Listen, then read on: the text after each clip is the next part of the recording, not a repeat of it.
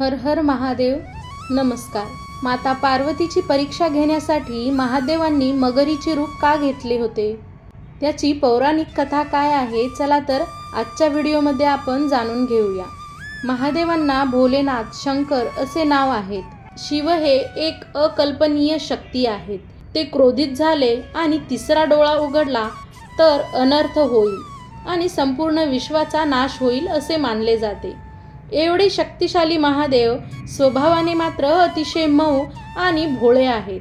त्यांना प्रसन्न करणे अतिशय सोपे आहे, त्यामुळे त्यांना भोलेनाथ असेही म्हणतात. कठोर तपश्चर्येनंतर माता पार्वतीचा विवाह महादेवांशी झाला. या संदर्भात एक पौराणिक कथा आहे.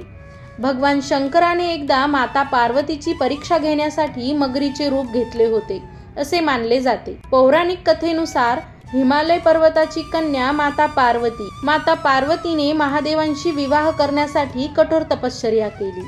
अनेक वर्ष जंगलात तपश्चर्या केली. अनेक वर्षांच्या कठोर तपश्चर्येनंतर महादेवांचे दर्शन झाले. जेव्हा महादेवांनी माता पार्वतीला आशीर्वाद देऊन इच्छा विचारली, तेव्हा माता पार्वतीने त्यांच्याशी विवाह करण्याची इच्छा व्यक्त केली. महादेवांनी पार्वतीची इच्छा पूर्ण करून तिच्याशी लग्न करायचे वरदान दिले. वरदान देऊन ते पुन्हा निघून गेले. भगवान शंकराने पार्वतीची लग्नाआधी परीक्षा घेण्याचे ठरवले. त्यांनी सप्तऋषींना पाठवले. या सप्तऋषींनी माता पार्वतीला समजावण्याचा प्रयत्न केला की भगवान शिव अशुभ आहेत, अशुभ पोशाख धारण करतात, जटाधारी आहेत, गळ्यात नाग आहे, त्यांचे वाहन नंदी आहे, तुमच्यासाठी ते योग्य वर नाही आणि महादेवांशी लग्न करून तू सुखी होणार नाहीस असे देखील त्या सप्तऋषींनी सांगण्याचा प्रयत्न केला. परंतु त्यांच्या बोलण्याचा माता पार्वतीवर काहीही परिणाम झाला नाही. त्या आपल्या निर्णयावर ठाम राहिल्या. मग महादेवांनी स्वतः माता पार्वतीची परीक्षा घेण्याचे ठरवले. पार्वतीची परीक्षा घेण्यासाठी भगवान शंकराने मगरीचे रूप घेतले आणि ते पार्वती समोर गेले. पार्वतीने पाहिले की मगरीच्या जबड्यामध्ये एक लहान मूल आहे आणि ते मूल जीव वाचवण्यासाठी धडपड करत आहे.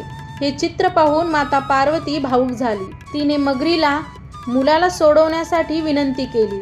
यावर मगरीने सांगितले की दिवसाच्या या प्रहरात ती कधीही आपली शिकार सोडत नाही.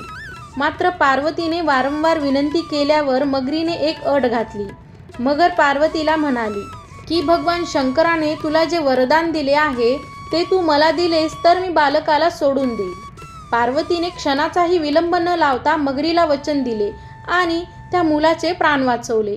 मुलाचे प्राण वाचवल्यानंतर पार्वतीला वाटले की महादेवांशी आपले लग्न करण्याचा जो आशीर्वाद होता तो गेला. ती पुन्हा कठोर तपश्चर्येमध्ये लीन झाली.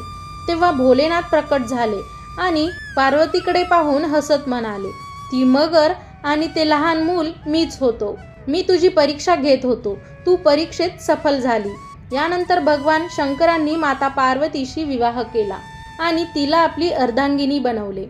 अशा प्रकारे महादेवांनी माता पार्वतीची परीक्षा घेण्यासाठी मगरीचे रूप धारण केले. हर हर महादेव.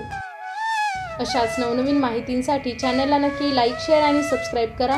धन्यवाद.